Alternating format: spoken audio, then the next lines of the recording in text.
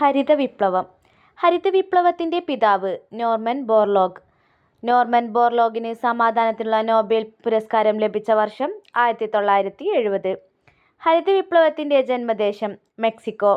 ഹരിത വിപ്ലവത്തിൻ്റെ ഏഷ്യയിലെ ഗേഹം എന്നറിയപ്പെടുന്നത് ഫിലിപ്പൈൻസ്. ഇന്ത്യയിലെ ഹരിത വിപ്ലവത്തിൻ്റെ പിതാവ് എന്നറിയപ്പെടുന്നത് ഡോക്ടർ MS സ്വാമിനാഥൻ.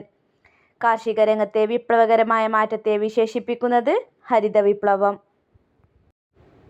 ഹരിത വിപ്ലവം കൊണ്ട് നേട്ടമുണ്ടാക്കിയ ഭക്ഷ്യധാന്യങ്ങൾ: അരി, ഗോതമ്പ്. ഹരിത വിപ്ലവത്തിലൂടെ കൂടുതൽ ഉൽപ്പാദിപ്പിച്ച ധാന്യം ഗോതമ്പ്.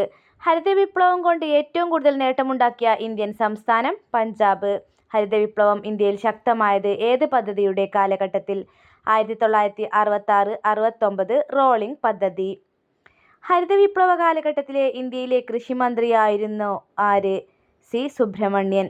ഹരിത വിപ്ലവത്തിലൂടെ ലോകത്തിലെ ഏറ്റവും വലിയ ഭക്ഷ്യോൽപാദകമായി ഇന്ത്യ മാറിയ കാലഘട്ടം 1978-80 കാലഘട്ടം.